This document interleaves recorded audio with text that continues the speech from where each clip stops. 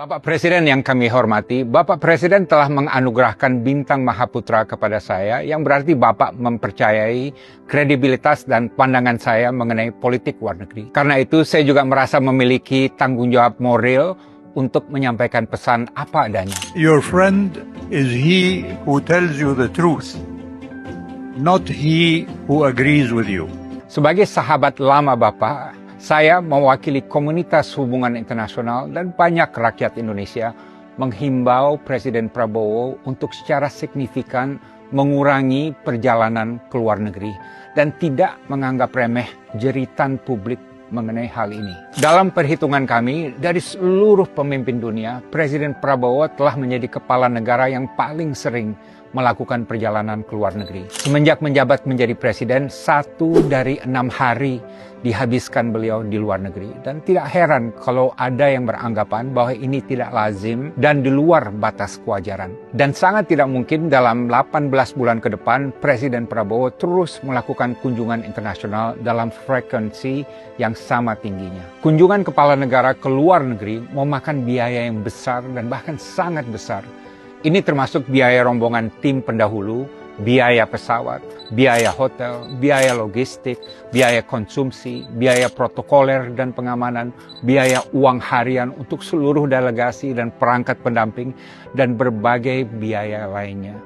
Satu perjalanan ke luar negeri bisa keluar puluhan, bahkan ratusan miliar. Karena itu saya ada 5 saran. Pertama, untuk menjaga komunikasi dengan pemimpin dunia lain, kami menyarankan Presiden Prabowo lebih mengandalkan video call atau Zoom call atau telepon. Pengalaman saya, suatu kunjungan bilateral biasanya hanya berpusat pada satu pembicaraan yang berlangsung selama 1 jam atau paling banter 2 jam. Dan selebihnya basa-basi, jamuan, dan seremonial yang biasanya tidak perlu.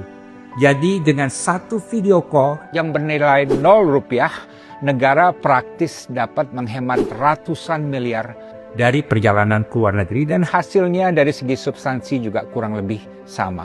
Aksi penghematan melalui Zoom call ini dapat menjawab persepsi sebagian masyarakat yang menganggap perjalanan presiden ke luar negeri cenderung boros dan bersifat jalan-jalan. Sebagai contoh, Presiden Meksiko Claudia Sheinbaum sudah 17 kali menelpon Presiden Trump dan belum sekalipun melakukan pertemuan bilateral dengan Presiden Trump. Padahal Amerika adalah mitra perdagangan terbesar bagi Meksiko. Dan dalam suatu kunjungan kerja ke Spanyol, Presiden Sheinbaum bahkan terbang naik pesawat komersil kelas ekonomi untuk memberikan teladan kepada rakyatnya bahwa penghematan yang diserukannya pada seluruh pemerintahannya juga berlaku bagi presiden di tingkat tertinggi. Kedua, untuk menghemat biaya dan waktu, kami juga menganjurkan agar Presiden Prabowo dapat memanfaatkan kunjungan ke suatu forum internasional untuk bertemu kepala negara lain yang juga hadir. Konon, sewaktu menghadiri sidang PBB di New York tahun lalu, Presiden Finlandia Alexander Stubb, yang merupakan pemimpin barat yang paling progresif dan pidatonya juga banyak disorot, meminta waktu untuk bertemu dengan Presiden Prabowo di New York, tapi tidak pernah direspon, entah kenapa. Dan dalam KTT ASEAN di Cebu, Filipina baru-baru ini, permintaan seorang kepala pemerintah negara ASEAN untuk mengadakan pertemuan bilateral juga tidak pernah direspon. Entah juga kenapa.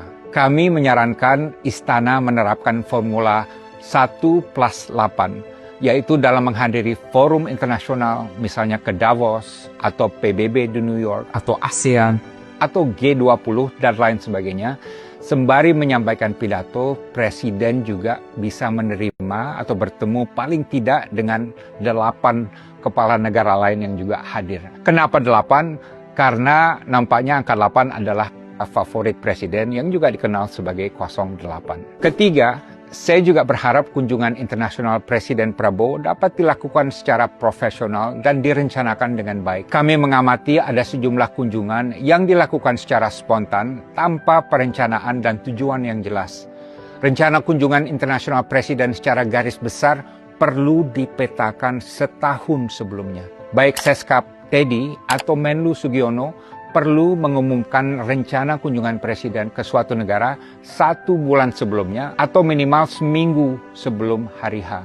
dan diumumkan juga bersamaan dengan negara yang akan dikunjungi. Kunjungan Presiden ke Pakistan dan Rusia sewaktu bencana banjir Sumatera misalnya dilakukan tanpa ada informasi apapun kepada publik sebelum berangkat. Perlu pula diterapkan asas akuntabilitas dan transparansi Karena cukup sering publik tidak tahu Presiden ada di mana di luar negeri. Keempat, saya juga menganjurkan untuk 1 tahun ke depan Presiden Prabowo lebih banyak menerima tamu negara di tanah air ketimbang melakukan perjalanan ke luar negeri. Inilah yang dilakukan Presiden Tiongkok Xi Jinping yang jauh lebih banyak menerima tamu negara di Beijing ketimbang bepergian ke luar negeri. Kelima, saya juga mengusulkan agar ke depan sebagian besar misi diplomatik yang bersifat taktis dapat dioper ke Menlu Sugiono.